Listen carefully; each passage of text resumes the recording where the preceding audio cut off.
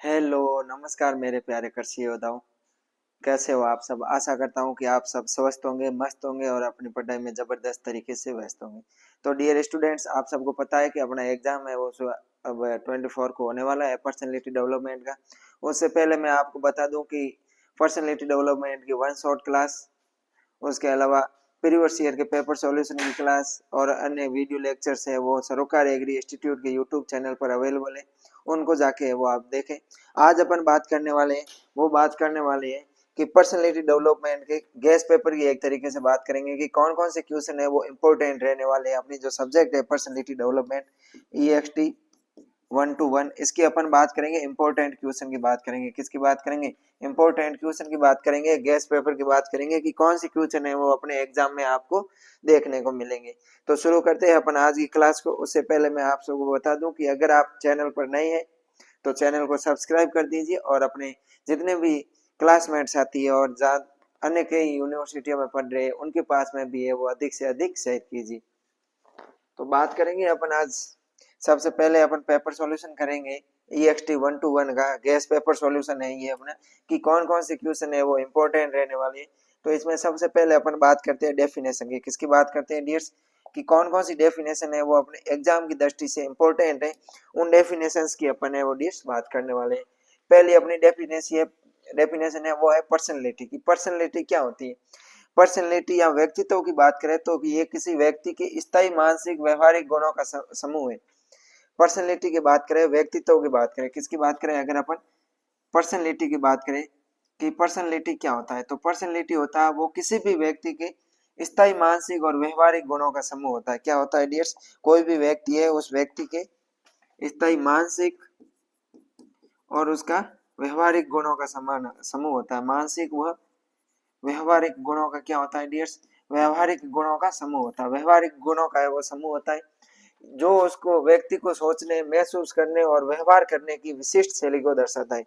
Personality क्या होती है? पर्सनैलिटी किसी भी व्यक्ति के स्थायी मानसिक और व्यवहारिक गुण होते हैं जो उस व्यक्ति को सोचने, महसूस करने और व्यवहार करने की विशिष्ट शक्तियों की शैली को दर्शाता है।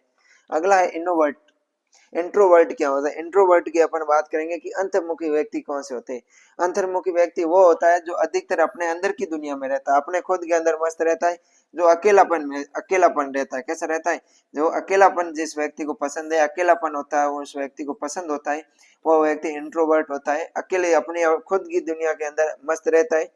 सामाजिक मेल जोल कम करता है, ये होता है वो फ्रेंड्स के साथ में बातचीत कम करता है, सामाजिक मेल जोल कम करता है और अकेले समय बिताना पसंद करेगा। अकेलापन ये इसको पसंद रहता है। अगला है अपना एक्सट्रोवर्ट।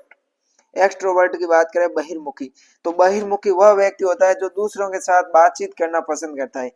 बहिर्मुखी कौन सा व्यक्ति होता है? वह व्यक्ति जो दूसरों के साथ में बातचीत करना पसंद करता है, सामाजिक गतिविधियों में वो सक्रिय रहता है, सामाजिक गतिविधियों के अंदर भाग लेता है और सामाजिक गतिविधियों में सक्रिय रहता है, सक्रिय रूप से अपनी भूमिका निभाता है। बाहरी दुनिया से ऊर्जा प्राप्त करता है। ऊर्जा किससे प्राप्त करता है?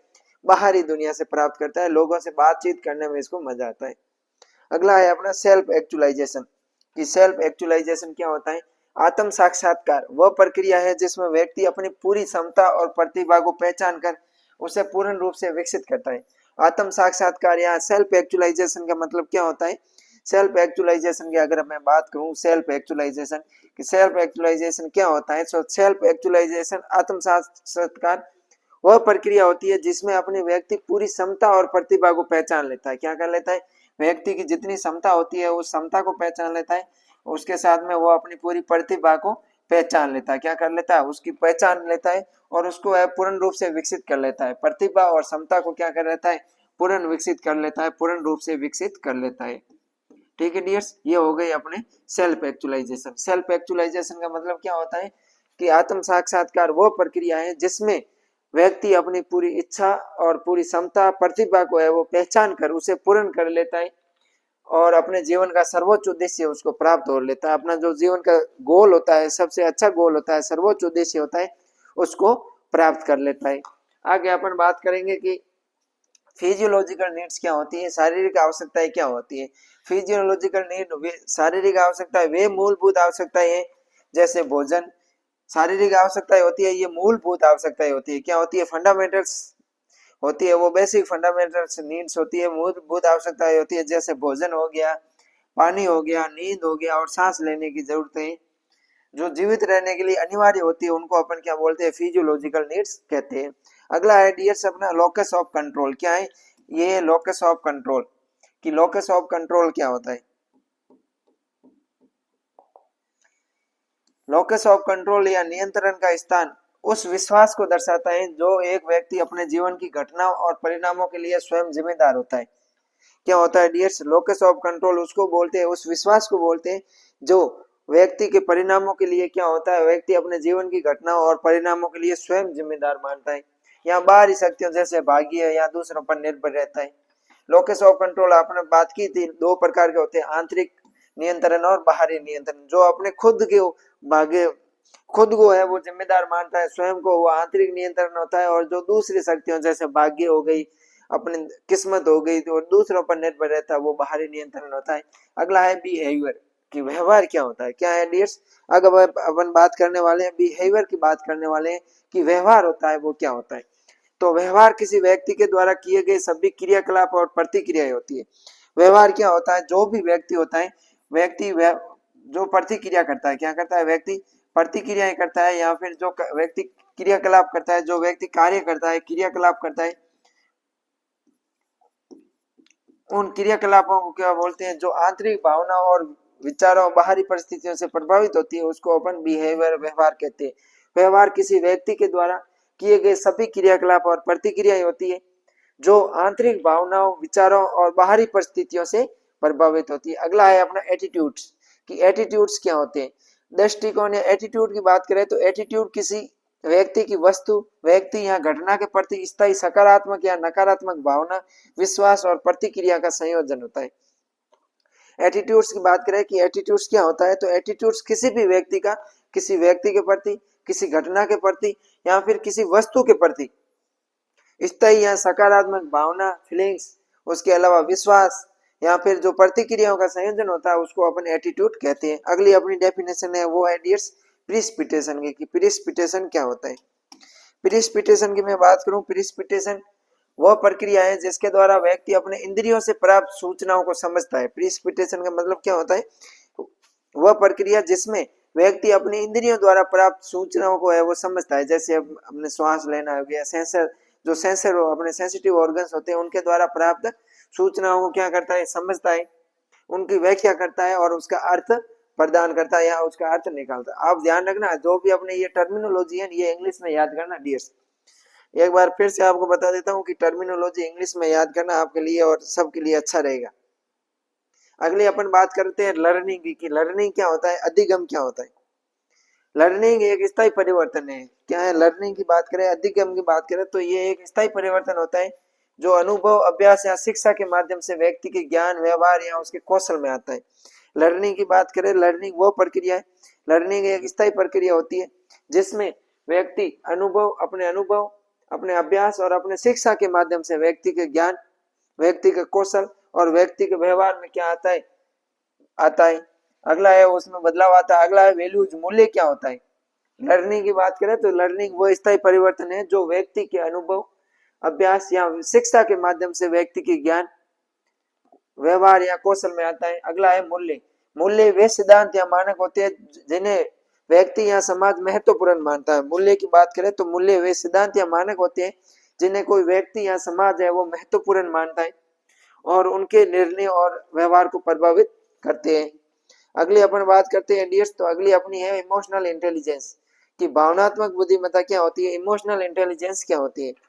इमोशनल इंटेलिजेंस की बात करें तो वह क्षमता जिसके द्वारा व्यक्ति अपनी और दूसरों की भावनाओं को समझता है, नियंत्रित करता है और प्रभावी रूप से प्रबंधित करता है।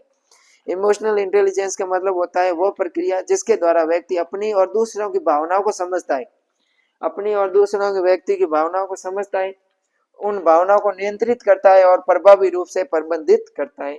अगला है मोटिवेशन की। मोटिवेशन या प्रेरणा क्या होती है? तो मैं मोटिवेशन की बात करूं डियर्स तो मोटिवेशन आंतरिक या बाह्य शक्ति है जो किसी व्यक्ति को अब किसी कार्य करने के लिए उत्साहित और सक्रिय करती है। मोटिवेशन क्या होती है? मोटिवेशन आंतरिक या बाह्य प्रक्रिया होती है जो किसी व्यक्ति को किसी कार्य को करने के लिए उत्साहित करती है या प्रेरित करती है। यह व्यक्ति की लक्ष्य प्राप्ति की दिशा में ऊर्जा और संकल्प प्रदान करता है। क्या करता है? व्यक्ति की लक्ष्य प्राप्ति की दिशा में ऊर्जा और संकल्प प्रदान करता है। अगला है टीम वर्क। क्या है टीम वर्क का अर्थ? एक समूह के सदस्य मिलकर सामूहिक प्रयास करना। सर टीम वर्क का अर्थ क्या होता है कि एक समूह के सदस्यों का मिलकर सामूहिक प्रयास करना ताकि लक्ष्य को सफलतापूर्वक प्राप्त कर सके।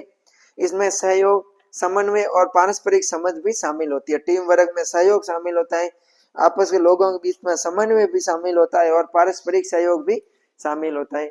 अगला है ग्रुप डायनेमिक्स।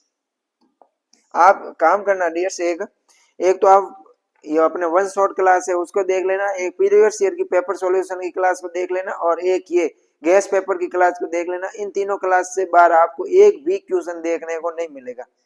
वैसे आप गैस पेपर है वो देख लेना, वन शॉट देख लेना और अपने प्रीवियस ईयर की क्वेश्चन पेपर की वीडियो लेक्चर जो क्लास है उसको भी आप देख लेना। इन तीनों क्लास के बाद सरोकार की यूट्यूब पर अवेलेबल इन तीनों क्लास से बाहर आपको पर्सनैलिटी डेवलपमेंट से एक भी क्वेश्चन देखने को नहीं मिलेगा। अगला अपन बात करते हैं ग्रुप डायनेमिक की। ग्रुप डायनेमिक क्या होता है? समूह गतिकी से तात्पर्य है कि समूह के सदस्यों के बीच होने वाली बातचीत, व्यवहार और संबंधों की प्रतिक्रियाएं समूह के कार्य और प्रदर्शन को प्रभावित करती है। ग्रुप डायनेमिक का मतलब होता है समूह के सदस्यों के बीच में होने वाली जो बातचीत है, व्यवहार है, उसके अलावा उन संबंधों की जो प्रतिक्रिया है उनका व्यवहारिक अध्ययन करना, अपना वैज्ञानिक अध्ययन करना। अगला है इंटरपर्सनल कम्युनिकेशन, पारस्परिक संप्रेषण। क्या होता है? इंटरपर्सनल कम्युनिकेशन वह प्रक्रिया है जिसमें दो या दो से अधिक व्यक्तियों के बीच में विचारों, भावनाओं और सूचनाओं का आदान प्रदान होता है। इंटरपर्सनल कम्युनिकेशन का मतलब क्या होता है कि वह प्रक्रिया जिसमें दो या दो से अधिक व्यक्तियों के बीच में अपने सूचनाओं, भावनाओं और विचारों का क्या होता है डियर्स? आदान प्रदान होता है। अगला है ट्रेनिंग की। ट्रेनिंग क्या होता है? ट्रेनिंग वह व्यवस्थित प्रक्रिया होती है। ट्रेनिंग वह व्यवस्थित प्रक्रिया है जिसके माध्यम से व्यक्ति को आवश्यक ज्ञान, कौशल और व्यवहार सिखाए जाते हैं। ट्रेनिंग क्या होती है? ट्रेनिंग एक व्यवस्थित प्रक्रिया होती है। क्या होती है? व्यवस्थित प्रक्रिया होती है जिसके द्वारा व्यक्ति को ज्ञान, व्यवहार और कौशल है वो सिखाया जाता है ताकि वो अपने कार्य को बेहतर ढंग से कर सकते। अगला है लर्निंग फीडबैक। क्या है dears? Learning feedback. Learning feedback की बात करें तो वह जानकारी है जो सीखने वाले को उसकी प्रगति, गलतियों और सुधार के अवसरों के बारे में दी जाती है। लर्निंग फीडबैक का मतलब होता है कि वह प्रक्रिया या वह गतिविधि जिसके द्वारा जो व्यक्ति सीख रहा है उस सीखने वाले व्यक्ति को उनकी प्रगति के बारे में, उनकी गलतियों के बारे में और उनके सुधार के अवसरों के बारे में वो जानकारी दी जाती है, वो अपने अधिगम को है वो बेहतर बना सके। अगला है अपना एट्रीब्यूशन या अभिप्रेरण। एट्रीब्यूशन का अर्थ क्या होता है कि अभिप्रेरण या एट्रीब्यूशन होता है यह किसी घटना या व्यवहार के कारणों को समझने और उसकी व्याख्या करने की प्रक्रिया की सफलता या असफलता के पीछे कारणों को निर्धारित करता है। एट्रीब्यूशन की अपन बात करें कि एट्रीब्यूशन क्या होता है डियर्स, तो एट्रीब्यूशन किसी घटना या व्यवहार के कारणों को समझने और उस व्याख्यायित करने की प्रक्रिया जैसे कि सफलता या असफलता के पीछे के कारणों को निर्धारित करता है। अगला है इंट्रिंसिक मोटिवेशन। अंत प्रेरणा क्या होती है? अंत प्रेरणा वह प्रेरणा है जो व्यक्ति के अंदर से आती है। अंत प्रेरणा क्या होती है? व्यक्ति के अंदर से आती है, जैसे किसी कार्य करने की इच्छा, आनंद या संतुष्टि के कारण या फिर बिना किसी बाहरी पुरस्कार या दबाव के जो व्यक्ति को अंदर से कार्य करने की जो ललक उत्पन्न होती है, जो प्रेरणा उत्पन्न होती है उसको अपन आंतरिक प्रेरणा कहते हैं। अब अपन बात करेंगे डेफिनेशन, ये अपने देख ली। अब अपन बात करेंगे जो शॉर्ट नोट्स आता है 5th नंबर का क्वेश्चन, उसकी बात करने वाले हैं। ये यहाँ पर 5 होगा। अपने जो 5 नंबर का क्वेश्चन होता है वो क्वेश्चन है कि व्यक्तित्व की प्रकृति के बारे में बताना है। किसके बारे में बताना है? व्यक्तित्व की प्रकृति। व्यक्तित्व व्यक्ति की सोचने, महसूस करने और व्यवहार करने के विशिष्ट तरीकों का एक जटिल एवं संगठित समूह होता है। व्यक्तित्व क्या होता है? तो व्यक्ति को सोचने, व्यक्ति को महसूस करने और व्यक्ति के व्यवहार करने का क्या होता है? समूह होता है। यह केवल बाहरी रंग रूप नहीं बल्कि आंतरिक गुणों, स्वभाव और मनोवृत्तियों का भी समावेश करता है। व्यक्तित्व में केवल बाहरी रंग रूप शामिल नहीं होते बल्कि आंतरिक गुण, आंतरिक स्वभाव और आंतरिक मनोवृत्तियां भी समावेशित होती है। मनोवैज्ञानिक इसे एक स्तर इकाई न मानकर मनोशारीरिक गुणों का एक गतिशील संगठन मानते हैं। व्यक्तित्व होता है ये गतिशील होता है जो परिस्थितियों के अनुसार बदलता रहता है। इसका निर्माण आनुवंशिक और भौतिक, सामाजिक व आर्थिक वातावरण के विभिन्न कारकों के जटिल मेल से निरंतर होता रहता है। व्यक्तित्व का विकास होता है वो आनुवंशिक और भौतिक, उसके अलावा सामाजिक और आर्थिक वातावरणों के विभिन्न प्रकार के कारकों के जटिल सम्मिश्रण से होता है। व्यक्तित्व व्यक्ति के व्यवहार को निर्धारित करता है। व्यक्तित्व किसको निर्धारित करता है? व्यक्तित्व व्यक्ति के व्यवहार को निर्धारित करता है, वातावरण के साथ उसके अनूठे समायोजन को स्थापित करता है। साथ ही ये दूसरों को सकारात्मक या नकारात्मक रूप से प्रभावित करने की क्षमता को भी दर्शाता है। अगला है सिगमंड फ्रायड। क्या है सिगमंड फ्रायड? सिगमंड फ्रायड का मनोविश्लेषणात्मक सिद्धांत बताता है। सिगमंड फ्रायड का मनोविश्लेषणात्मक सिद्धांत बताता है कि मानव व्यवहार का एक बड़ा हिस्सा अचेतन मन की अभिप्रेरणाओं द्वारा निर्धारित होता है।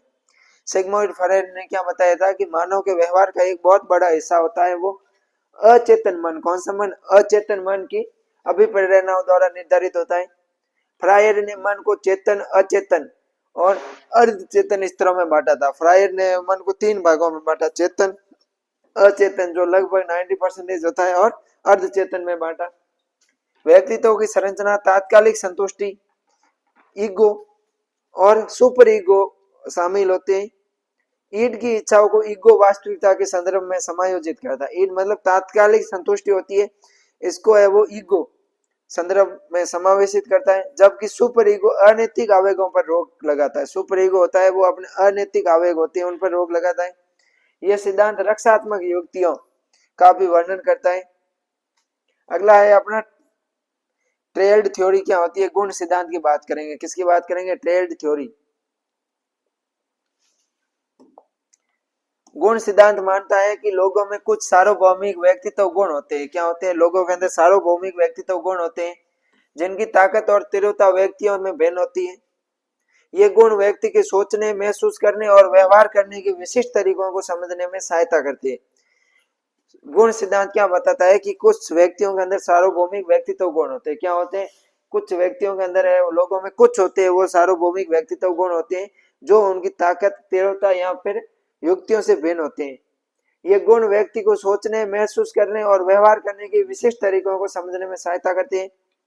प्रत्येक व्यक्ति गुण विभिन्न स्थितियों में सुसंगतता, समय और उम्र के साथ स्थिरता और लोगों के बीच व्यक्तिगत अंतर प्रदर्शित करता है। ईमानदारी है, दयालुता, धैर्य, आत्मविश्वास और लचीलापन कुछ प्रमुख व्यक्तित्व गुण है। मनोवैज्ञानिक इन गुणों का उपयोग व्यक्तित्व के औपचारिक मूल्यांकन और भविष्य के व्यवहारों का पूर्व कथन करने के लिए करते हैं। अगला है अपने मास्लो का आत्म साक्षात्कार सिद्धांत, या फिर अपन बात करें मास्लो का सेल्फ एक्चुअलाइजेशन थ्योरीज, या फिर अपन बात करें आवश्यकताओं का पदानुक्रम सिद्धांत। ये अपन ने वो बहुत बार पढ़ लिया है कि अब्राहम मास्लो का आवश्यकताओं का पदानुक्रम सिद्धांत बताता है कि मानव की आवश्यकताओं को 5 श्रेणियों के द्वारा है वो व्यवहार को निर्धारित करती है। यह सिद्धांत एक पिरामिड के रूप में प्रस्तुत किया गया है जिसमें सबसे निचले स्तर पर बुनियादी शरीर क्रियात्मक आवश्यकताएं जैसे भोजन, पानी होती है, और इसके बाद सुरक्षा, प्रेम, आत्मीयता और सम्मान की आवश्यकता आती है। पदानुक्रम के शीर्ष पर आत्म सिद्धति की आवश्यकता होती है जिसमें व्यक्तिगत क्षमता की पूर्ण पूर्ति और व्यापक लक्ष्य प्राप्त करना होता है। मास्लो का मानना है कि अपने आप व्यक्ति होता है अपनी जरूरतों से प्रेरित और संतुष्ट होने पर अपना सर्वश्रेष्ठ प्रदर्शन करता है। अगला है बिग 5 व्यक्तिगत मॉडल। बिग 5 व्यक्तिगत मॉडल जिसे वो ओकेन और कैनोन भी कहा जाता है, व्यक्तित्व के 5 व्यापक आयामों को वर्णन करता है। ये आयाम है अनुभव के प्रति खुलापन, कर्तव्यनिष्ठ, बहिर्मुखता, सममतता और मनोविशुद्धता या तनाव सहनशीलता। अगला अपन बात करते हैं प्रत्येक आयाम एक स्पेक्ट्रम पर मौजूद है जहां लोग प्रत्येक को कितनी दृढ़ता से व्यक्त करते हैं इसमें भिन्नता होती है। ये लक्षण किसी व्यक्ति के व्यवहार, भावनाओं और सोचने के तरीकों का वर्णन करता है। जीवन के महत्वपूर्ण परिणामों जैसे नौकरी के प्रदर्शन की भविष्यवाणी करने के लिए उपयोग किए जाते हैं। ये गुण अधिकांश जीवन काल में अपेक्षाकृत स्थिर होते हैं और आनुवंशिक तथा पर्यावरण दोनों से प्रभावित होते हैं। अगला है अपना अधिगम के सिद्धांत। अधिगम के सिद्धांतों की अगर अपन बात करें स्टूडेंट्स कि अधिगम के सिद्धांत क्या है, तो वैसे अपन वो लर्निंग थ्योरी अच्छी तरीके से पढ़ चुके हैं पिछली क्लासों में। अधिगम वह प्रक्रिया है जिसके माध्यम से व्यक्ति अपने परिवेश से अनुकूलन करता है। क्या करता है? परिवेश से अनुकूलन करता है और व्यवहार में अपेक्षाकृत स्थायी परिवर्तन लाता है। प्रमुख सिद्धांतों में प्राचीन अनुबंधन आईपी पेवलव शामिल है, जहां एक तटस्थ उद्दीपक स्वाभाविक प्रतिक्रिया उत्पन्न करना सीख जाता है। क्रिया प्रसूत अनुबंधन बीएफ स्किनर बताता है कि व्यवहार उसके परिणामों के आधार पर सीखा जाता है। व्यवहार होता है वो उसके परिणामों के आधार पर सीखा जाता है। कोहलर का सूझ का सिद्धांत कहता है कि उच्च स्तरीय प्राणी अंतर्दृष्टि या सूझबूझ द्वारा सीखते हैं, जहां समस्या का हल एकाएक होता है। थॉर्नडाइक का पर्यटन एवं भूल का सिद्धांत अभ्यास और प्रभाव के नियमों पर आधारित है। अगला है ई.एल. थॉर्नडाइक के अनुसार 3 प्रकार की बुद्धिमत्ता। ई.एल. थॉर्नडाइक के है वो बुद्धिमत्ता का है वो कौन सा सिद्धांत दिया था? तो बहुकारक सिद्धांत प्रस्तावित किया था, जिसमें उन्होंने तर्क दिया कि सामान्य जन्मजात क्षमता जैसी कोई चीज नहीं होती है। उसके अनुसार बुद्धि अलग अलग कारकों या तत्वों का एक समूह है जो किसी भी मानसिक कार्य में एक साथ काम करते हैं। थॉर्नडाइक का मानना था कि बुद्धि के 3 परस्पर या स्वतंत्र क्षमताएं शामिल है, जिसमें शाब्दिक और गणितीय प्रतीकों का समझना यानी अमूर्त बुद्धिमत्ता, मूर्त बुद्धिमत्ता और सामाजिक बुद्धिमत्ता, ये 3 शामिल होती है। अगला है भावनात्मक बुद्धिमत्ता की बात करते हैं, इमोशनल। तो डेनियल गोलमैन ने वो भावनात्मक बुद्धिमत्ता को स्मार्ट होने का एक अलग तरीका बताया था। क्या? डेनियल गोलमैन ने 1995 में भावनात्मक बुद्धिमत्ता को स्मार्ट होने का एक अलग तरीका बताया, जो उच्च प्रदर्शन और उत्कृष्ट नेतृत्व के लिए महत्वपूर्ण है। ये आईक्यू की बजाय स्वयं और दूसरों के साथ संबंधों को प्रतिबंधित करने की क्षमता पर केंद्रित है। गोलेमन ने भावनात्मक बुद्धिमत्ता को 5 प्रमुख घटकों की रूपरेखा तैयार की थी, जिसमें आत्म जागरूकता, अपनी भावनाओं को पहचानना, आत्म नियमन, अभिप्रेरणा और सहानुभूति, सामाजिक कौशल, ये वो 5 प्रभावी ढंग से थे। अगला है बुद्धिमत्ता का मापन। क्या है? बुद्धिमत्ता का मापन। इंटेलिजेंस के मेजरमेंट की बात करते हैं तो बुद्धिमत्ता का मापन करने के लिए इंटेलिजेंस टेस्ट का उपयोग किया जाता है। आईक्यू का अर्थ है बुद्धिमत्ता लब्धि यानी इंटेलिजेंस क्वांटाइन, जो मानकीकृत परिणाम परीक्षणों से प्राप्त एक अंक है जिसे मानव बुद्धि और बौद्धिक क्षमता को मापने के लिए बनाया गया है। आईक्यू इक्वल टू होता है M A upon C A into 100। ठीक है, आईक्यू का फॉर्मूला क्या होता है? IQ equal to M A upon C A into 100 होता है। ठीक है डियर्स, एम ए होती है ये मानसिक आयु होती है, सी ए होती है ये वास्तविक आयु होती है। मानसिक आयु की अवधारणा अल्फ्रेड बिने ने दी थी। मानसिक आयु की अवधारणा किसने दी थी? अल्फ्रेड बिने ने दी थी। जबकि आईक्यू की अवधारणा विलियम स्टर्नर ने दी थी। आईक्यू की अवधारणा किसने दी? विलियम स्टर्नर ने दी थी और टर्मन ने वो इसे लोकप्रिय बनाया था। ठीक है, क्वेश्चन आ सकता है कि मानसिक आयु की अवधारणा किसने दी थी? तो अल्फ्रेड बिने ने दी थी। आईक्यू की अवधारणा किसने दी थी? विलियम स्टर्नर ने दी थी। अगला अपन बात करते हैं संज्ञान को प्रभावित करने वाले कारक। प्रिसिपिटेशन को है वो प्रभावित करने वाले कौन कौन से कारक है उसकी बात करते हैं अपन। तो प्रिसिपिटेशन प्राप्त करने की प्रक्रिया है जिसमें ये सोचना या समझना, याद रखना और निर्णय लेने जैसी क्षमताएं शामिल होती है। इसमें जैविक कारकों में आनुवंशिक, मस्तिष्क विकार, परिपक्वता और ज्ञान इंद्रिय शामिल है। सामाजिक कारकों में परिवार, मित्र और सामाजिक अनुभव व्यक्ति को सोचने के तरीके और ज्ञान के दृष्टिकोण को प्रभावित करता है। सांस्कृतिक कारक में शिक्षा का स्तर संज्ञान को प्रभावित करता है। भौतिक वातावरण भी संज्ञानात्मक विकास का एक महत्वपूर्ण निर्धारक है। अगला है व्यक्तिगत व्यवहार की नींव। व्यक्तिगत व्यवहार की नींव क्या है? तो व्यक्तिगत व्यवहार की नींव व्यक्तित्व है। क्या है? व्यक्तिगत व्यवहार की नींव व्यक्तित्व है, जिसे मनोविज्ञान में एक अत्यंत जटिल और गंत्यात्मक प्रत्यय माना जाता है। यह किसी व्यक्ति के सोचने, महसूस करने और व्यवहार करने की विशिष्ट तरीकों को समझने में मदद करता है। व्यक्तित्व की प्रकृति बहुआयामी है, जिसमें शारीरिक, मानसिक और सामाजिक गुणों का समावेश होता है। अब अपन बात करते हैं प्रमुख अंतरों की। पहला अपना जो डिफरेंट है वो है टाइप ए और टाइप बी बिहेवियर के बारे में। किसके बारे में? कि टाइप ए और टाइप बी जो पर्सनैलिटी होता है, बिहेवियर होता है, उनके बीच में क्या डिफरेंट है? तो टाइप ए होते हैं ये महत्वाकांक्षी होते हैं, आक्रामक होते हैं और प्रतिस्पर्धी होते हैं। टाइप ए कैसे होते हैं? महत्वाकांक्षी होते हैं, आक्रामक होते हैं और प्रतिस्पर्धी होते हैं। जबकि टाइप बी शांत, लचीले और धैर्यवान व्यक्ति होते हैं। टाइप बी व्यवहार के व्यक्ति होते हैं, ये शांत होते हैं, लचीले होते हैं और धैर्यवान होते हैं। टाइप ए समय सीमा के प्रति अत्यधिक तत्परता और जल्दबाजी दिखाते हैं।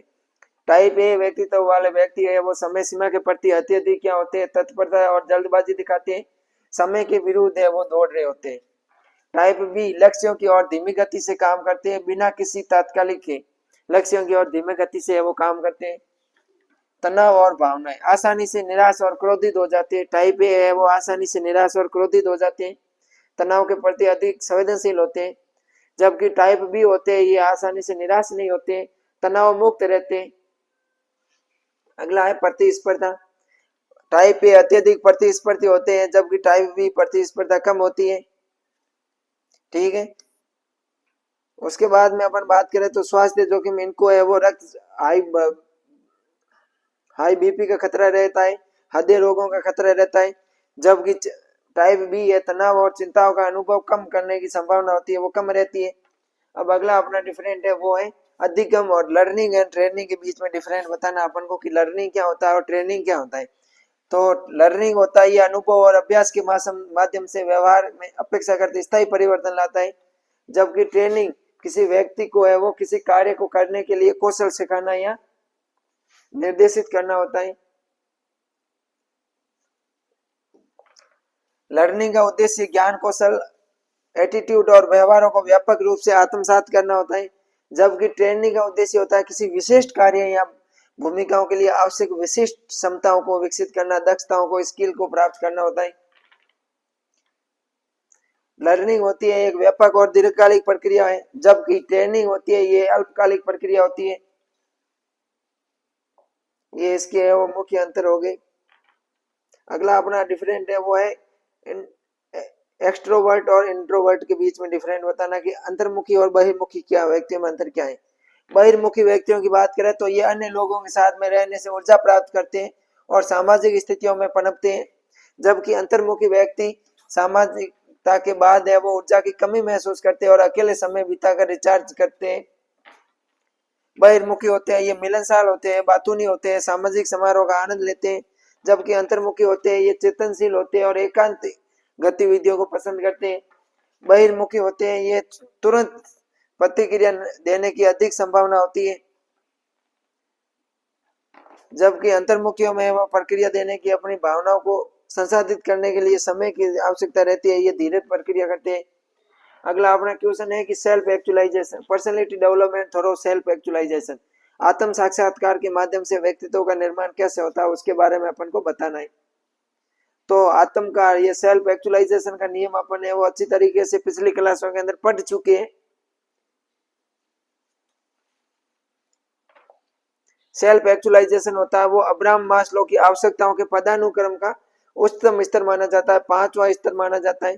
यह व्यक्ति को अपनी पूरी क्षमता, प्रतिभा और आंतरिक इच्छाओं को प्राप्त करने का एक सतत प्रयास होता है। कॉर्ल रोजर्स ने बताया कि एक पूर्णतः कार्यशील व्यक्ति की स्थिति को दर्शाता है, जो व्यक्ति अपनी संपूर्ण क्षमता को साकार करने की दिशा में निरंतर प्रयास करता है। आत्म साक्षात्कार प्राप्त व्यक्ति कुछ विशिष्ट विशेषताओं का प्रदर्शन करते हैं। सच्चाई को स्वीकार करने में संकोच नहीं करते हैं, ऐसे व्यक्ति होते हैं वो सच्चाई को स्वीकार करने में संकोच नहीं करते हैं, स्वतंत्र रूप से अपने जीवन का संचालन करते हैं, दूसरों की राय से आसानी से प्रभावित नहीं होते हैं, वे अपनी क्षमताओं में विश्वास रखते हैं और स्वयं को विभिन्न परिस्थितियों से निपटने में सक्षम मानते हैं।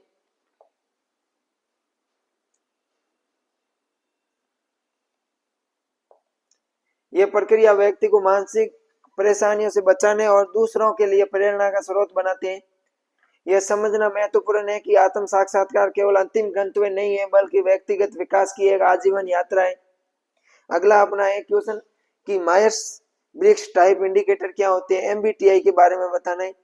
तो एमबीटीआई एक लोकप्रिय व्यक्तित्व आकलन का उपकरण है, ठीक है डियर्स, जिसे द्वितीय विश्व युद्ध के दौरान है वो कैथरीन कुक ब्रिग्स और उसकी बेटी इसाबेल ब्रिग्स मायर्स ने है वो स्विस मनोचिकित्सक कार्ल जुक की पुस्तक मनोवैज्ञानिक प्रकार से प्रेरित होकर विकसित किया था। इसका मुख्य उद्देश्य लोगों की व्यक्तित्व, प्राथमिकताओं, शक्तियों और कमजोरियों को समझना है। एमबीटीआई 4 ध्रुवीय आयामों पर आधारित है, बहिर्मुखी व्यक्तियों पर, संवेदनशील पर और चिंतन पर। बहिर्मुखी में अंतर्मुखी ये दर्शाता है कि व्यक्ति अपनी ऊर्जा कहाँ से प्राप्त करता है, बाहरी दुनिया से या आंतरिक दुनिया से।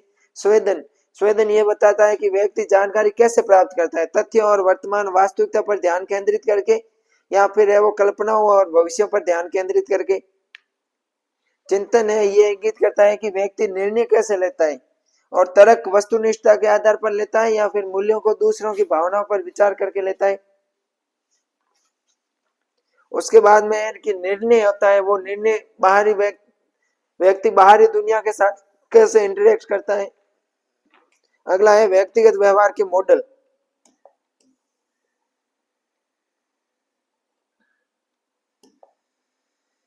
मनोवैज्ञानिक में व्यक्तित्व को समझने के लिए कई उपागम या विकसित किए गए हैं, जिनके गुण होते हैं वो मनोवैज्ञात्मक, मानवतावादी, अधिगम और सामाजिक संज्ञानात्मक उपागम शामिल होते हैं।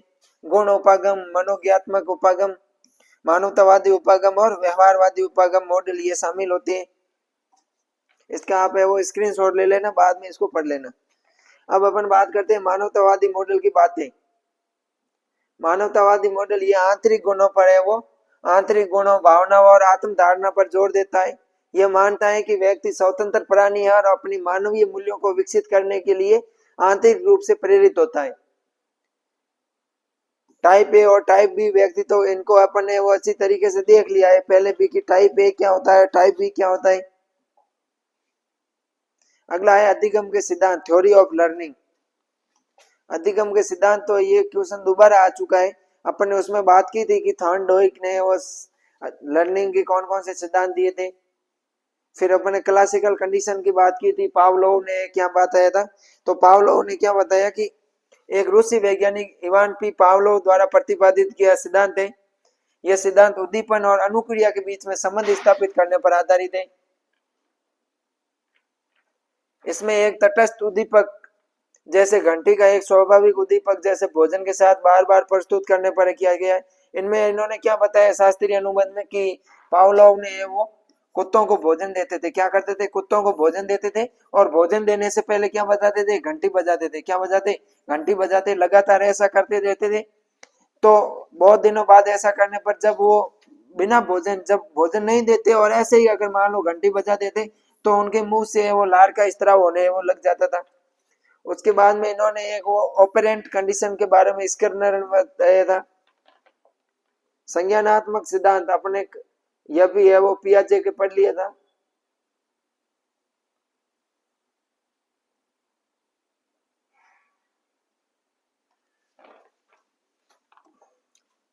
अगला अपना है कि लर्निंग फीडबैक रेस्पॉन्स क्या होता है। बुद्धिमत्ता के सिद्धांत, ये भी अपन ने वो इसी के अंदर है। लर्निंग फीडबैक सिद्धांत के बारे में अपन ने अच्छी तरीके से बात की थी अभी। बुद्धिमत्ता के सिद्धांत, थ्योरीज ऑफ इंटेलिजेंस। बुद्धिमत्ता का ज्ञात करने का फॉर्मूला होता है MA/CA × 100 होता है।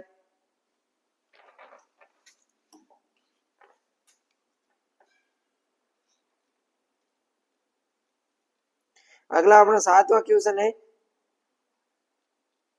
कि फैक्टर्स अफेक्टिंग पर्सनालिटी, एटीट्यूड या इंटेलिजेंस। कौन से कारक है जो व्यक्तित्व, दृष्टिकोण और बुद्धिमत्ता के विकास को प्रभावित करते हैं। जैविक कारक में आनुवंशिक अपन ने बात की थी। पर्यावरणीय कारक में भी है वो भौतिक वातावरण, सामाजिक वातावरण, माता पिता और घर का वातावरण है वो बच्चों के व्यवहार को, बच्चों के लर्निंग को, इसके इंटेलिजेंस को और एटीट्यूड को है वो प्रभावित करते हैं। ये क्वेश्चन इंपॉर्टेंट है, यहाँ से क्वेश्चन फिक्स है आएगा। इन तीनों में से किसी एक का है वो फैक्टर अफेक्टिंग आप वो है जरूर पूछा जाएगा। अगला है कृषि में, एग्रीकल्चर एक्सटेंशन में है वो बुद्धिमत्ता का क्या महत्व है उसके बारे में बताना। इसके बारे में अपने पिछली क्लास हुई थी, उसमें वो अपन ने अच्छी तरीके से है वो आप समझ रखा है। तो आप एक बार है वो प्रीवियस ईयर के क्वेश्चन पेपर और वन शॉट की क्लास को भी है वो देख के जरूर जाना। फिर अगला अपना क्वेश्चन है कि प्रेरणा के प्रमुख सिद्धांत कौन कौन से है। कि मेजर थ्योरीज ऑफ मोटिवेशन। प्रेरणा के सिद्धांतों के बारे में वो अपन को बात करनी है।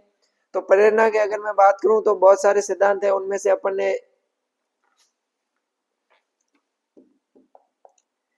आंतरिक सिद्धांत और बाह्य सिद्धांतों में वर्गीकृत किया है। मास्लो की आवश्यकताओं का पदानुक्रम सिद्धांत के बारे में बताया गया है। मास्लो ने आवश्यकताओं के 5 स्तर बताए थे, शारीरिक आवश्यकताएं, सुरक्षा आवश्यकताएं, सामाजिक आवश्यकताएं, सम्मान की आवश्यकताएं और सेल्फ एक्चुअलाइजेशन।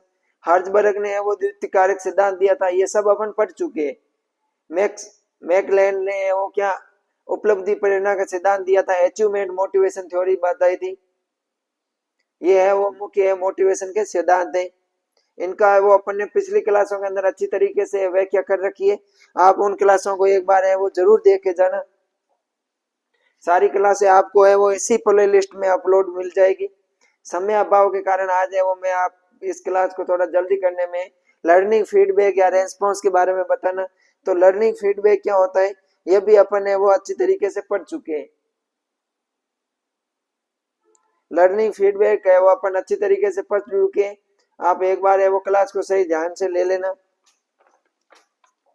अगला अपना ये हो गया लर्निंग फीडबैक। एक बार मैं आपको लर्निंग फीडबैक अच्छी तरीके से समझा देता हूँ।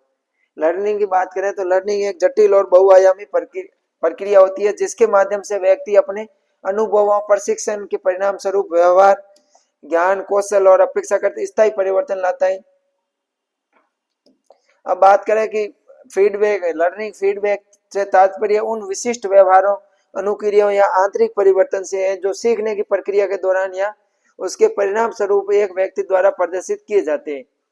ये केवल बाहरी क्रिया नहीं है बल्कि इसमें आंतरिक, मानसिक प्रक्रिया है और भावनात्मक पहल भी शामिल होता है। Nature of learning feedback. Learning feedback के नेचर की बात करें तो प्रकृति को समझने के लिए ये जानना आवश्यक है कि सीखना एक सक्रिय, सार्वभौमिक और उद्देश्य निर्देशित प्रक्रिया होती है जो जीवन भर चलती रहती है।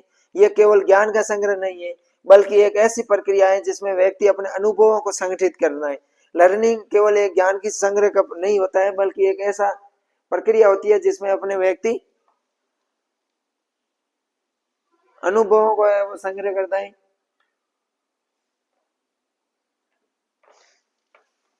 तो ये है अपनी आज की वन शॉट क्लास हो गई।